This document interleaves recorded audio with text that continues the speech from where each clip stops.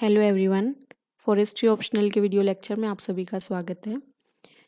तो यहाँ पे हम जो रिमेनिंग यूनिट्स हैं हमारी फॉरेस्ट्री की उनको डिस्कस करेंगे एंड जो हाइलाइटेड पार्ट है यहाँ पे ये सब हम डिस्कस कर चुके हैं। तो टोटल 12 यूनिट्स है वो मेंशन करी गई हैं फॉरेस्ट्री ऑप्शनल में, जिसमें से 6 यूनिट्स को हम डिस्कस कर चुके हैं। तो जो काफ़ी बल्कि यूनिट्स थी जिनमें काफ़ी सारा मटेरियल था वो सब हम डिस्कस कर चुके हैं। अब जो यूनिट्स हैं वो उनके कंपैरिजन में थोड़ी छोटी यूनिट्स हैं, तो उनको भी हम यहाँ पे कंप्लीट करेंगे। यूनिट नंबर जो 9 है उससे आज हम स्टार्ट करेंगे। तो आपकी जो यूनिट नंबर 9 है ये फॉरेस्ट इकोलॉजी से रिलेटेड है, काफ़ी इम्पोर्टेंट ये यूनिट है। यूनिट नंबर 9 और यूनिट नंबर 10 से काफ़ी सारे क्वेश्चंस पूछे जाने के चांसेस हैं। तो यूनिट नंबर 9 और 10 ये काफ़ी आसान यूनिट्स लगती हैं, लेकिन काफ़ी टाइम लगता है इनको कवर करने में। तो इनको ज़रूर कवर करना है, इनको लाइटली नहीं लेना है। तो इकोसिस्टम और इसके components, nutrient cycling, population ecology, ecological succession जिसमें प्राइमरी सेकेंडरी वगैरह जो सक्सेशन है वो इसके अंतर्गत आते हैं। इसके अलावा वेटलैंड और रामसर साइट्स राजस्थान की रिस्टोरेशन कैसे करते हैं डिग्रेडेड लैंड्स का, वेदर और क्लाइमेट और उनका इंटरेक्शन प्लांट्स के साथ, एग्रो क्लाइमेटिक जोन राजस्थान और इंडिया के। तो इतने टॉपिक आज हम इस वीडियो में डिस्कस करेंगे। नेक्स्ट हम हमारे नेक्स्ट वीडियो में डिस्कस करने वाले हैं। तो टाइम ना वेस्ट करते हुए स्टार्ट करते हैं। तो शुरुआत हम करेंगे इकोसिस्टम के डेफिनेशन के साथ। यहाँ पे कुछ स्टैंडर्ड डेफिनेशन दी गई है इकोसिस्टम की। तो इकोसिस्टम से आप क्या समझते हैं? इकोसिस्टम एक ऐसी कम्युनिटी है लिविंग ऑर्गेनिज्म की जो कि कंजक्शन में रहते हैं यहाँ पे नॉन लिविंग कंपोनेंट्स के साथ। तो ये आपस में इंटरेक्ट करते हैं और ये सिस्टम है, ये इकोसिस्टम कहलाता है।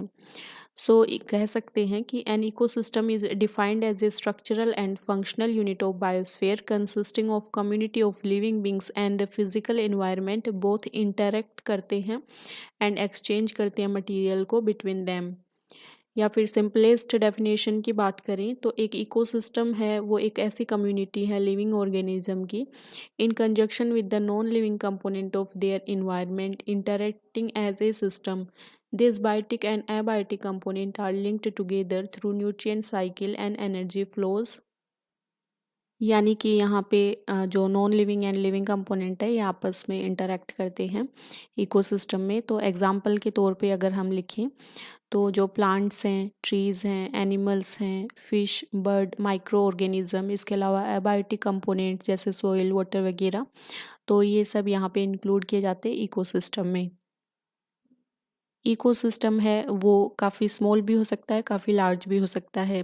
तो स्मॉल हो सकता है एक ट्री के जितना एंड लार्ज हो सकता है किसी फॉरेस्ट एरिया की तरह। तो यहाँ पे जो इकोसिस्टम है उसका हेल्दी होना बहुत ज़रूरी है। अगर इकोसिस्टम हेल्दी है इसका मतलब वहाँ पे जो एलिमेंट्स आपस में इंटरेक्ट कर रहे हैं वो बैलेंस में हैं। और अगर यहाँ पे इकोसिस्टम है वो अनहेल्दी है तो यहाँ पे अगर इकोसिस्टम का कोई एक भी पार्ट डैमेज हो रहा है तो वो उसको उस पे डिपेंड जो दूसरा पार्ट है उसको इक्वली इफ़ेक्ट करेगा। यानी कि इकोसिस्टम में everything that lives in ecosystem ये डिपेंडेंट होती है अदर स्पीसीज और एलिमेंट्स पे जो कि उसी इकोलॉजिकल कम्युनिटी का पार्ट होते हैं। तो ये हमने सिंपली बात की इकोसिस्टम के बारे में। अब हम बात करेंगे इकोसिस्टम के कंपोनेंट्स के बारे में। कंपोनेंट ऑफ इकोसिस्टम, तो इकोसिस्टम के कंपोनेंट में आते हैं abiotic component and biotic component. Abiotic components में आते हैं नॉन लिविंग एंड बायोटिक में होते हैं लिविंग ऑर्गेनिजम्स। तो जब हमने यूनिट नंबर फर्स्ट को डिस्कस किया था यहाँ पे लोकेलिटी फैक्टर के अंतर्गत हमने बायोटिक एंड एबायोटिक कंपोनेंट्स के बारे में भी डिस्कस किया था। तो आप वहाँ से डिटेल में इसको देख सकते हैं और मैंने पीडीएफ में इसको मेंशन किया है, तो वहाँ से रीड आउट कर सकते हैं। फिर भी एक बार हम देख लेते हैं इसको थोड़ा। एबायोटिक कंपोनेंट्स हैं ये यहाँ पे are the inorganic and non living parts of the world. Abiotic part में आपका आता है soil, water, air, light, energy etcetera. And इसके साथ ही जो केमिकल्स हैं ऑक्सीजन, नाइट्रोजन एंड यहाँ पे वोल्केनोज, अर्थक्वेक, जो फिजिकल प्रोसेसेस होती हैं ये सब इसके अंतर्गत आते हैं एबायोटिक कंपोनेंट। यानी सिंपली याद रखना है कि नॉन लिविंग है वो आते हैं इसके अंतर्गत। अब काफ़ी डिटेल से आगे मेंशन करा गया है, तो इसको रीड आउट कर लेना। एनर्जी, रेनफॉल, टेम्परेचर, एटमॉस्फेयर वगैरह ये सब आते हैं इसके अंतर्गत। अब हम बात करेंगे बायोटिक कंपोनेंट्स के बारे में। तो बायोटिक कंपोनेंट्स में हम इंक्लूड करते हैं लिविंग ऑर्गेनिज्म को। तो जैसे कि प्लांट्स हैं, एनिमल्स हैं, माइक्रो ऑर्गेनिजम्स हैं, ये सब आते हैं यहाँ पे बायोटिक कंपोनेंट्स के अंतर्गत। एंड इनको फिर फर्दर डिवाइड किया गया है। जैसे आपके प्लांट्स है, ये ऑटोट्रॉफ होते हैं, तो ये प्रोड्यूसर होते हैं, प्राइमरी प्रोड्यूसर। उसके बाद में जो एनिमल्स हैं ये कंज्यूमर्स होते हैं। तो इनको फिर आगे और इनका डिटेल से क्लासिफिकेशन है। अब हम बात करेंगे प्रोड्यूसर के बारे में। तो प्राइमरी प्रोड्यूसर में हम जो प्लांट्स हैं, जो ऑटोट्रॉफ्स हैं, उनको यहाँ पे इंक्लूड करते हैं, जो कि सेल्फ नरिशिंग हैं। तो ग्रीन प्लांट्स और कुछ बैक्टीरिया और एल्गी वगैरह इसके अंतर्गत आते हैं। फिर बात करते हैं कंज्यूमर्स की। तो जो कंज्यूमर्स होते हैं ये यहाँ पे इनकैपेबल होते हैं प्रोड्यूसिंग, खुद का फूड खुद नहीं बनाते और प्रोड्यूसर पे यहाँ पे निर्भर होते हैं। तो कंज्यूमर्स हैं ये यहाँ पे हम डिवाइड कर सकते हैं इसको मैक्रो एंड माइक्रो में। अब हम बात करेंगे मैक्रो के बारे में। तो मैक्रो कंज्यूमर्स जो हैं वो फीड करते हैं ऑन प्लांट्स या फिर एनिमल्स पे या फिर दोनों पे ही। तो इसके यहाँ पे एग्जांपल है मैक्रो कंज्यूमर्स के, कि ज़्यादातर जो एनिमल्स हैं वो मैक्रो कंज्यूमर्स होते हैं। तो एग्जांपल है हर्बीवोर्स, यानी कि जो प्लांट्स पे यहाँ पे डिपेंड होते हैं। तो हर्बीवोर्स आर प्राइमरी कंज्यूमर्स होते हैं जो कि प्लांट्स पे यहाँ पे डिपेंड होते हैं, जैसे कि काऊ, रैबिट वगैरह। फिर आते हैं सेकेंडरी कंज्यूमर्स, जो कि यहाँ पे प्राइमरी कंज्यूमर्स पे डिपेंड होते हैं। तो यहाँ पे जो वुल्फ्स हैं वो इसके एग्जाम्पल हैं। फिर आते हैं कार्निवोरस। तो कार्निवोरस है वो सेकेंडरी कंज्यूमर्स पे होते हैं डिपेंड, यानी कि जो लोइन वगैरह हैं। फिर ओमनीवोरस। ओमनीवोरस होते हैं जो कि प्लांट्स को भी खाते हैं एंड एनिमल्स को भी खाते हैं। तो ओमनीवोरस का जो एग्जाम्पल है वो है मैन एंड मंकी वगैरह। उसके बाद हम बात करते हैं माइक्रो कंज्यूमर्स की। तो सेप्रोट्रोफ्स जो हैं, डिकम्पोजर्स, ये इसके अंतर्गत आते हैं। आगे यहाँ पे डिटेल में इनको डिस्कस किया है, तो आप इनको यहाँ से रीड आउट कर सकते हैं। फिर नेक्स्ट टॉपिक है न्यूट्रिएंट साइक्लिंग। न्यूट्रिएंट साइक्लिंग का जो टॉपिक है ये एग्रोफॉरेस्ट्री वाली जो यूनिट थी, यूनिट नंबर 4, उसमें हम काफ़ी डिटेल में डिस्कस कर चुके हैं इसको। तो यहाँ पे आप देख सकते हैं यूनिट नंबर 4 में हमने डिस्कस किया था। यूनिट नंबर 4 में न्यूट्रिएंट साइक्लिंग, सॉइल इम्प्रूवमेंट जब हमने डिस्कस किया था तो इसको वहाँ पे डिटेल से देखा था। तो वो जो वीडियो है, प्रीवियस वीडियो, उनको एक बार आप देख लीजिएगा। यहाँ मैंने अगेन इसको काफ़ी डिटेल में मेंशन करा है। तो न्यूट्रिएंट साइक्लिंग क्या होता है? न्यूट्रिएंट साइकिल में एक्सचेंज, स्टोरेज और ट्रांसफ़र होता है बायोजेनेटिक न्यूट्रिएंट्स का through various component of ecosystem, ताकि जो न्यूट्रिएंट्स हैं उनको बार बार में यूज किया जा सके। तो एक साइकिल बनता है ये। तो यहाँ पे गैसियस साइकिल भी होते हैं, इसके अलावा हम देखेंगे अदर सेडिमेंट्री साइकिल्स वगैरह। तो जैसे टाइप्स दिए गए हैं न्यूट्रिएंट साइकिल्स के, तो अलग अलग बेसिस पे यहाँ पे बताया गया है। इसको हम ऑलरेडी डिस्कस कर चुके हैं, तो इसमें फिर से हम यहाँ पे जो टाइम इन्वेस्ट नहीं करेंगे, तो आप इसको वहाँ पे देख लेना एक बार। गैसियस साइकिल में आप क्या आते हैं, यहाँ पे दिए गए हैं water, carbon and nitrogen cycles. Nitrogen cycle है ये काफ़ी इम्पोर्टेंट है, तो इसको पीडीएफ से आप रीड आउट कर सकते हैं। एंड यहाँ पे नाइट्रोजन साइकिल पूरा मेंशन करा गया है। तो नाइट्रोजन साइकिल के जो स्टेप्स हैं ये काफ़ी इम्पोर्टेंट है, यहाँ से क्वेश्चंस बनेंगे। जैसे नाइट्रोजन फिक्सेशन हुआ, इसके अलावा यहाँ पे नाइट्रिफिकेशन की प्रोसेस एंड अमोनिफिकेशन, इससे पहले नाइट्रोजन एसिमिलेशन होता है, तो ये सब ऑलरेडी हम डिस्कस कर चुके हैं। फिर लास्ट में डीनाइट्रिफिकेशन होता है, तो एक बार उन वीडियोस को देख लेना। उसके बाद में है सेडिमेंट्री साइकिल, तो इसमें फॉस्फोरस एंड सल्फर साइकिल को मैंने मेंशन करा है। तो न्यूट्रिएंट साइक्लिंग वाला टॉपिक हमारा ऑलरेडी डिस्कस करा हुआ था, इसलिए वहाँ से आप इसको देख सकते हैं। अब बात करते हैं पॉपुलेशन इकोलॉजी की। तो अगर हम पॉपुलेशन इकोलॉजी की डेफिनेशन की बात करें, तो पॉपुलेशन इकोलॉजी यहाँ से देखने से स्पष्ट है कि यहाँ पे स्टडी करते हैं पॉपुलेशन, इकोलॉजी में स्टडी करते हैं पॉपुलेशन की। तो पॉपुलेशन की स्टडी तो की जा रही है और साथ में इकोलॉजी वर्ड यहाँ पे जुड़ा है, यानी कि पॉपुलेशन की study in relation to environment.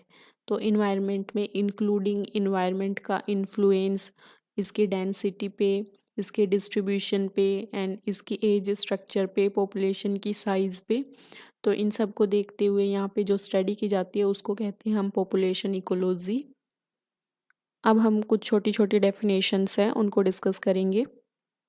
तो सबसे पहले बात करते हैं पॉपुलेशन की। तो पॉपुलेशन एक ग्रुप ऑफ ऑर्गेनिज्म होता है जिसमें सेम स्पीसीज होती हैं और ये ऑक्यूपाई करता है एक defined area during a specified time. Secondly बात करेंगे पॉपुलेशन ग्रोथ रेट की। तो पॉपुलेशन ग्रोथ रेट क्या है कि एक यहाँ पे एक टाइम से दूसरे टाइम के बीच में कितनी ग्रोथ हुई है पॉपुलेशन में। तो यहाँ पे ये परसेंटेज वेरिएशन होता है between the number of individual in a population at two different times. Therefore the population growth rate can be positive और नेगेटिव। तो अगर पहले के कंपैरिजन में यहाँ पे कम हो गई है तो नेगेटिव होगी, और पहले के कंपैरिजन में अगर इंक्रीज्ड हुई है तो यहाँ पे पॉजिटिव होगी। अब मैन फैक्टर्स की बात करते हैं। देखो पॉपुलेशन ग्रोथ रेट को यहाँ पे इफ़ेक्ट करते हैं बर्थ, इमिग्रेशन, एमिग्रेशन, डेथ वगैरह। लेकिन यहाँ पे पॉपुलेशन ग्रोथ जो है इसके लिए मैन फैक्टर है birth and immigration, and population decrease के लिए है डेथ एंड एमिग्रेशन। तो सिंपली अगर पॉपुलेशन है वो ग्रो कर रही है यानी बर्थ रेट है वो वहाँ पे ज़्यादा है, एंड इमिग्रेशन यानी लोग वहाँ पे आ रहे हैं, एंड इसके साथ ही पॉपुलेशन डिक्रीज का कैसे होती है, या तो डेथ रेट ज़्यादा हो तो डेथ की वजह से, एंड पर्टिकुलर एरिया से लोग बाहर जा रहे हैं, एमिग्रेशन हो रहा है तो पॉपुलेशन डिक्रीज होगी। अगर हम दूसरे शब्दों में बात करें तो मैन फैक्टर पॉपुलेशन डिक्रीज को हम ऐसे भी बोल सकते हैं कि जो बर्थ रेट है वो डिक्रीज हो रही है एंड एमिग्रेशन है वो यहाँ पे हो रहा है। फिर आगे हम बात करें तो लिमिटिंग फैक्टर्स की बात करें तो एबायोटिक एंड बायोटिक दोनों ही लिमिटिंग फैक्टर का काम करते हैं ग्रोथ ऑफ ए पॉपुलेशन के लिए। इसके बाद है पॉपुलेशन डेंसिटी यानी जनसंख्या घनत्व। तो पॉपुलेशन डेंसिटी जो है वो रिलेशन है between the number of individual of A population और इसके साथ में एरिया जो कि वो ऑक्यूपाई करते हैं। अब काफ़ी इम्पोर्टेंट टॉपिक यहाँ पे है इकोलॉजिकल सक्सेशन। तो काफ़ी इम्पोर्टेंट है, 100% क्वेश्चन यहाँ से फॉर्म होने वाला है। डेफिनेशन से स्टार्ट करेंगे। इकोलॉजिकल सक्सेशन जो है ये एक ऐसी प्रोसेस होती है जिसमें चेंज होगा स्पीसीज़ की स्ट्रक्चर में of an ecological community our time. तो टाइम के साथ यहाँ पे स्पीसीज़ की स्ट्रक्चर में चेंज होगा। नीचे दिखाया गया है इकोलॉजिकल सक्सेशन को। तो टाइम के साथ आप देख पा रहे हैं यहाँ पे चेंज को, ये इकोलॉजिकल सक्सेशन का एग्जाम्पल है। तो सक्सेशन के बारे में डिटेल मेंशन करी गई है, तो ये एक बार रीड आउट कर लेना आप यहाँ से। अब हम इम्पोर्टेंट हमारे लिए है primary succession and secondary succession, इसके बारे में बात करेंगे। तो प्राइमरी सक्सेशन की बात करें तो प्राइमरी सक्सेशन एक ऐसी प्रोसेस होती है of growth in a region जो कि प्रीवियसली अनइनहेबिटेटेड था एंड रोकी था, अनऑक्यूपाइड था और वहाँ पे कोई वेजिटेशन नहीं थी, यानी एकदम स्टार्ट स्क्रेच से, एकदम स्टार्टिंग से। In primary succession pioneer species जैसे कि फंजाई, एल्गी और fungi as well as other abiotic factors like wind and water begin to stabilise the habitat. उसके बाद यहाँ पे सक्सेशन स्टार्ट होगा।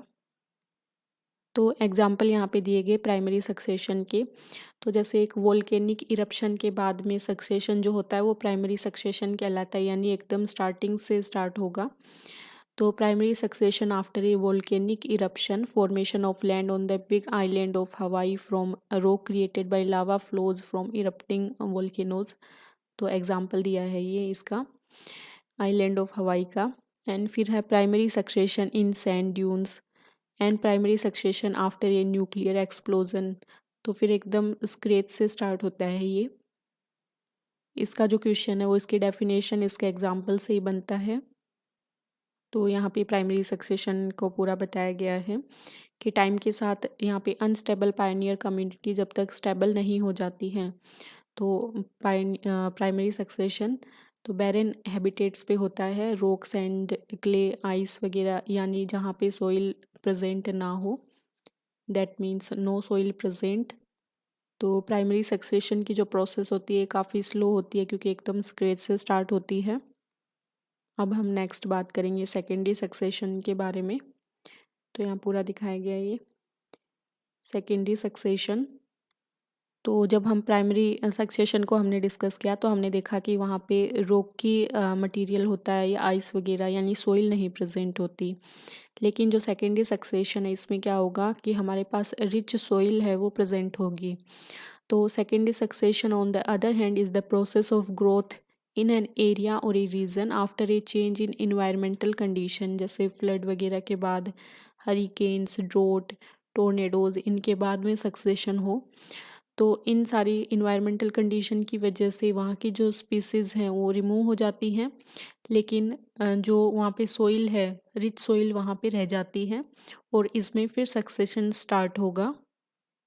तो एग्जाम्पल है यहाँ पे, एग्जाम्पल ऑफ सेकेंडरी सक्सेशन कि वाइल्ड फायर, तो जंगल में जो आग वगैरह लग जाती है जिससे इकोसिस्टम को नुकसान होता है, लेकिन आग लग जाने की वजह से जो ऑर्गेनिक मैटर यहाँ पे बचा है आफ्टर वाइल्ड फायर, ये यहाँ पे न्यूट्रिशन प्रदान करता है। जो सक्सेशन यहाँ स्टार्ट होगा तो प्रोवाइड करता है nutrition and habitat for a new succession of species. तो एग्जाम्पल है सेकेंडरी सक्सेशन का। और जबकि हमने देखा कि न्यूक्लियर एक्सप्लोजन वगैरह, वोल्केनिक इरप्शन वगैरह वो प्राइमरी सक्सेशन के एग्जाम्पल हैं, क्योंकि अगर किसी जगह पे न्यूक्लियर एक्सप्लोजन होगा तो वहाँ का जो मिट्टी है वो न्यूट्रिशियस नहीं रह जाएगी, उसमें न्यूट्रिशन की जो मात्रा है वो नहीं रह जाएगी, तो एकदम स्क्रैच से वहाँ स्टार्ट होगा और यहाँ पे ऑर्गेनिक मटेरियल है वो अवेलेबल होगा। तो ये डिफरेंस है। तो यहाँ पे दिखाया गया है जैसे वाइल्ड फायर यहाँ लगी हुई है, फिर पायनियर स्पीसीज है, इंटरमीडिएट स्पीसीज, फिर क्लाइमेक्स कम्युनिटी तक पहुँच जाती हैं। टाइम पीरियड भी यहाँ पे दिया गया है। इसके बाद नेक्स्ट बात करें तो डिफरेंस दिया गया है, तो सिंपल सा डिफरेंस है, इसको रीड आउट कर लेना आप। तो अभी जो हमने डिस्कस किया वो यहाँ पे पीडीएफ में लिखा गया है। इसके बात करते हैं ऑटोजेनिक सक्सेशन की and allogenic succession. Autogenic succession, जब सक्सेशन जो है वो यहाँ पे इसकी वजह होती है about by living inhabitants of their that community itself. तो ये जो प्रोसेस है सक्सेशन की ऑटोजेनिक कहलाती है। एंड एलोजेनिक में क्या होगा, आउटसाइड जो फोर्स है उसकी वजह से यहाँ पे ये क्रिएट होगा। तो अगर चेंज है वो brought about by outside force तो इसको एलोजेनिक कहेंगे, एंड इटसेल्फ की वजह से हो तो ऑटोजेनिक कहेंगे। तो काफ़ी सिंपल सा है ये, जैसे ऑटोबायोग्राफी है तो ऑटोबायोग्राफी खुद के द्वारा लिखी जाती है, उसी तरीके ऑटो का मेन होता है भाई खुद से, तो इटसेल्फ यहाँ पे आएगा, और आउटसाइड हो तो एलोजेनिक। अब कुछ अदर सक्सेशन की बात करते हैं, जैसे ऑटोट्रॉफिक एंड हेट्रोट्रॉफिक। तो ऑटोट्रॉफिक यानी ऑटोट्रॉफ्स की बात कर रहे हैं, यानी ऐसे प्लांट्स की बात कर रहे हैं। तो ऑटोट्रॉफिक में क्या होगा, ग्रीन प्लांट्स है वो यहाँ पे ग्रेटर हैं क्वांटिटी में, तो ऐसे सक्सेशन को ऑटोट्रॉफिक सक्सेशन कहते हैं, यानी स्वयं पोषी होते हैं ये पौधे। इसके अलावा अगर हम हेट्रोट्रॉफिक सक्सेशन की बात करें तो ऐसा सक्सेशन जिसमें हेट्रोट्रोप्स हैं ये ज़्यादा क्वांटिटी में हो तो इसको हेट्रोट्रॉफिक सक्सेशन कहेंगे। एंड हेट्रोट्रोप्स क्या होते हैं, तो एक ऐसा ऑर्गेनिज्म जो कि प्लांट्स और एनिमल्स पे डिपेंड होता है एनर्जी एंड न्यूट्रिएंट के लिए। इम्पोर्टेंट पॉइंट यहाँ पे दिया गया है कि सक्सेशन जो है वो फास्ट होता है in area existing in the middle of the large continent. अब यहाँ पे वेटलैंड्स एंड रामसर साइट्स की बात की गई है, राजस्थान की स्पेसिफिकली मेंशन करी गई है। तो वेटलैंड्स जो हैं इनसे रिलेटेड एक कन्वेंशन हुआ था 1971 में, रामसर कन्वेंशन कहते हैं इसको। तो रामसर ये इंडियन नेम लगता है लेकिन ये ईरान की एक सिटी है, तो ईरानियन सिटी है रामसर। यहाँ पे 1971 में साइन किया गया था। तो वेटलैंड से रिलेटेड यहाँ पे ओल्डेस्ट इंटर गवर्नमेंटल अकॉर्ड है ये for preserving the ecological character of wetlands, इसको कन्वेंशन ऑन वेटलैंड भी कहते हैं। तो इसको अब हम कन्वेंशन ऑन वेटलैंड कहते हैं और पहले इसका नाम था convention on wetland of international importance. तो 1975 से ये यहाँ पे फोर्स में आ गया था।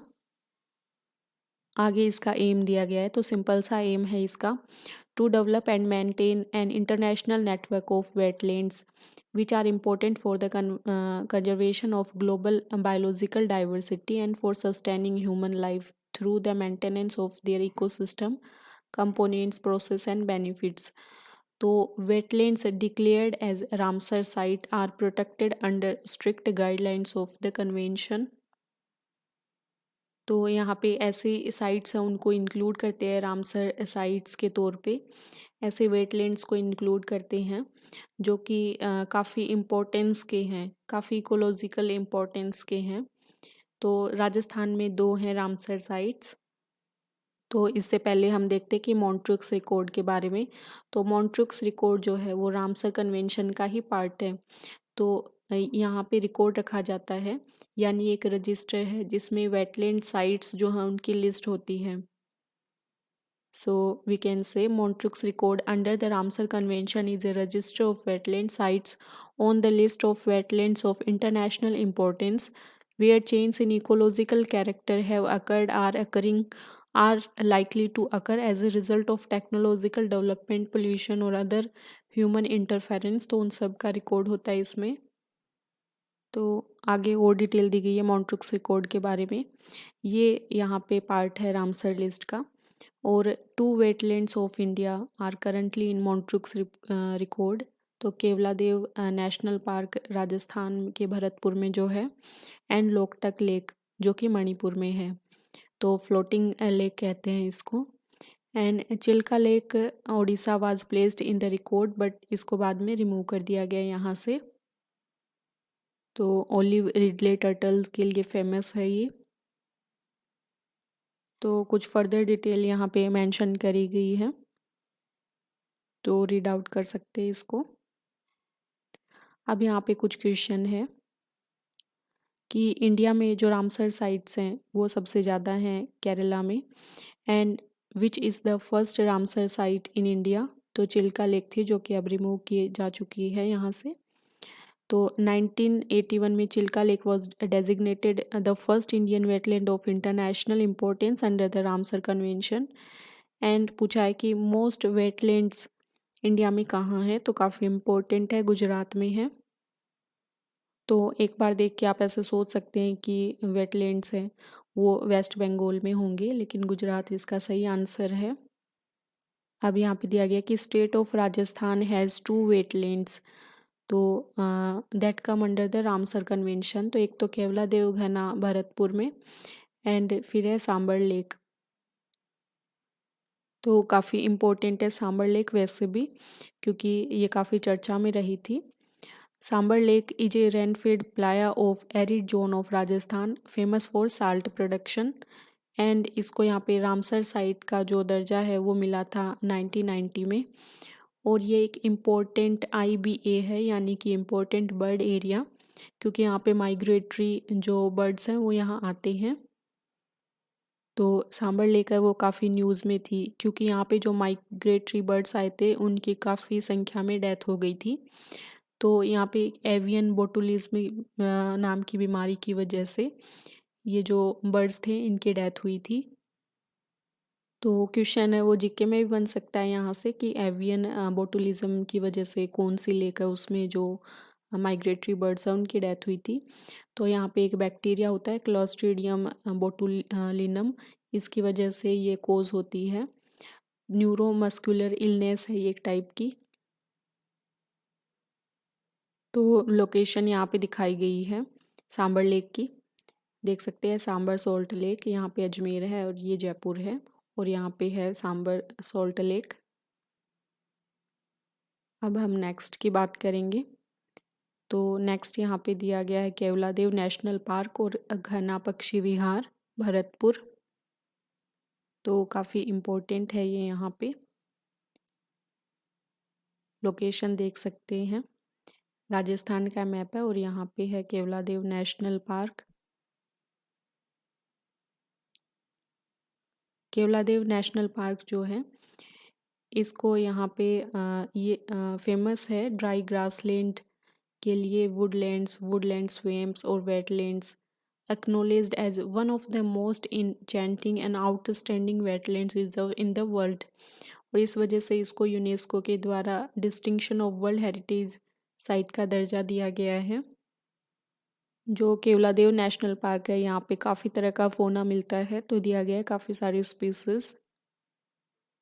अब नेक्स्ट हमारा टॉपिक है रिस्टोरेशन ऑफ डिग्रेडेड लैंड्स। तो land degradation is a process in which the value of biophysical environment is affected by a combination of human induced process acting upon the land. यानी simply mean है कि land है वो degrade हो जाती है। It is viewed as any change or disturbance to the land perceived to be deleterious or undesirable। तो undesirable change यहाँ पे होता है जिससे कि लैंड है वो डिग्रेड हो जाती है। फिर अगर बात करें लैंड रिस्टोरेशन की, तो लैंड रिस्टोरेशन में क्या करते हैं कि इकोलॉजिकल रिस्टोरेशन करते हैं किसी साइट का, to a natural landscape and habitat जो कि सेफ है for human, wild life and plant communities. तो यहाँ पे आप देख सकते हैं ये डिग्रेडेड लैंड है, इसको फिर रिस्टोर किया गया है। रिस्टोरेशन के बेनिफिट हैं, तो काफ़ी सिंपल से यहाँ पे ये बेनिफिट्स हैं, काफ़ी बेसिक सा है ये, एक बार आप देख सकते हैं इसको। अब इम्पोर्टेंट है UNCCD and conference of parties. तो UNCCD का पूरा नाम है United Nation Convention to Combat Desertification. COP14 इसकी हुई थी। तो COP14 हुई थी ग्रेटर नोएडा में। This was the first time कि इंडिया ने होस्ट करी है UNCCD की कॉन्फ्रेंस ऑफ पार्टीज़ को। एंड थीम जो है वो रखी गई थी restored land and sustain future. तो इंडिया ने इसको होस्ट किया था। इसके लिए प्रेसिडेंसी है वो यहाँ चाइना से मिली है इंडिया को, तो इससे पहले चाइना ने होस्ट किया था। अब 2021 तक ये इंडिया के पास है। India is among the select few countries to have hosted the COP of all three Rio Convention on climate change, biodiversity and land degradation। तो काफ़ी इम्पोर्टेंट है, यानी इंडिया पहले भी होस्ट कर चुका है क्लाइमेट चेंज से, यानी क्लाइमेट चेंज से रिलेटेड कन्वेंशन को, बायोडाइवर्सिटी से रिलेटेड एंड लैंड से रिलेटेड। इसके बाद यहाँ पे है दिल्ली डिक्लेरेशन, तो ये भी रिलेटेड है डिग्रेडेड लैंड इंडिया में इससे। और यहाँ पे जो सस्टेनेबल गोल्स हैं उस पे जो लैंड डिग्रेडेशन न्यूट्रलिटी गोल है उसका टारगेट रखा गया है 2030 तक।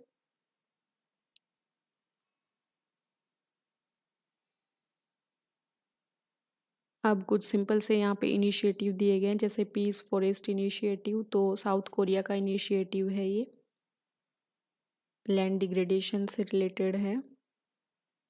फिर आगे यहाँ पे ड्रॉट टूल बॉक्स के बारे में स्लाइड है।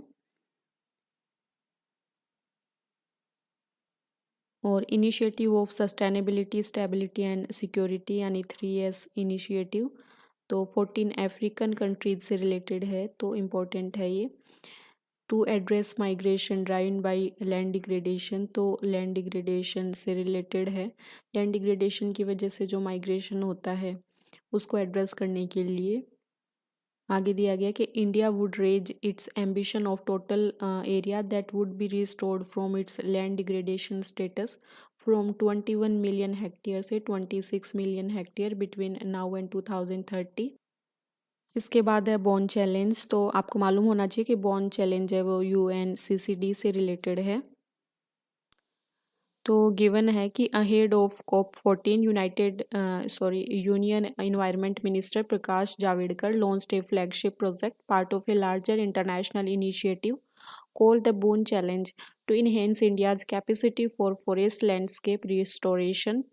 तो यहाँ पे आगे दिया गया लैंड डिग्रेडेशन न्यूट्रलिटी, काफ़ी इम्पोर्टेंट है डेफिनेशन।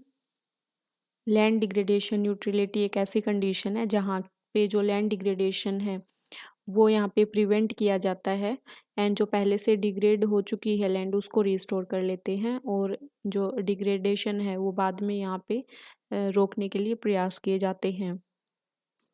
आगे बॉन चैलेंज को डिटेल में बताया गया कि Bonn challenge is a global effort है to bring 150 million hectare of the world deforested and degraded land. तो 150 मिलियन हेक्टेयर जो लैंड है उसको यहाँ पे रिस्टोर करना है। 2020 तक का एम था ये, एंड 350 मिलियन हेक्टेयर 2030 तक का एम है।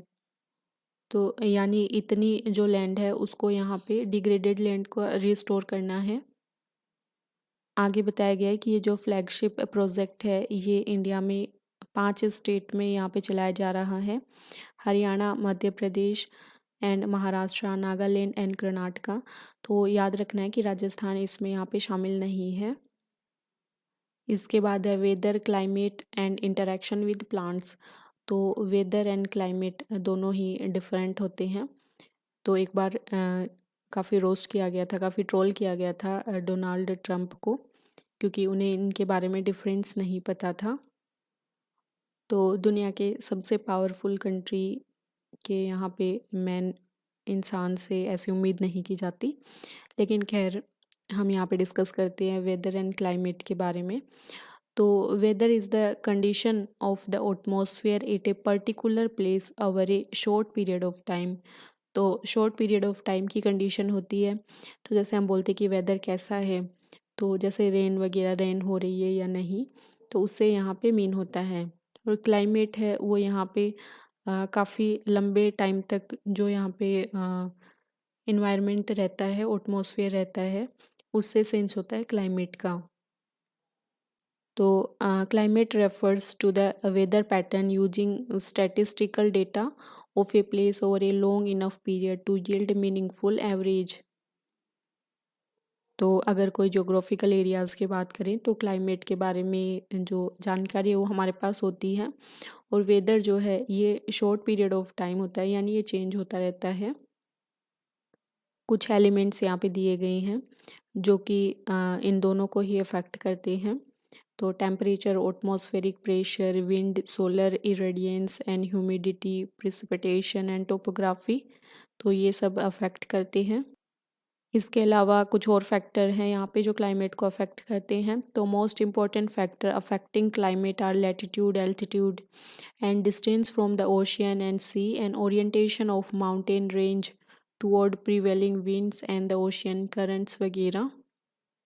तो आगे पूरा डिटेल में डिस्कस किया गया है कि किस तरीके से अफेक्ट करता है। जैसे क्लाइमेट है, तो अगर क्लाइमेट चेंज होता है तो किस तरीके से जो प्लांट है वो यहाँ पे अफेक्ट होते हैं, उनकी ग्रोथ है वो अफेक्ट होती है। एक्सट्रीम टेम्परेचर में या फिर डिक्रीज में, वाटर अवेलेबिलिटी में डिक्रीज होने से यहाँ पे and change to soil condition will actually make it more difficult for plant to thrive. तो क्लाइमेट चेंज है वो यहाँ पे काफ़ी प्रभावित कर सकता है। And declining plant growth would destroy forest and dramatically change कर सकता है habitat that are necessary for many species to survive. तो अगर आप थोड़ा भी वेल अवेयर हैं तो आपको मालूम होगा कि क्लाइमेट चेंज किस तरीके से अफेक्ट कर रहा है ग्लोबली।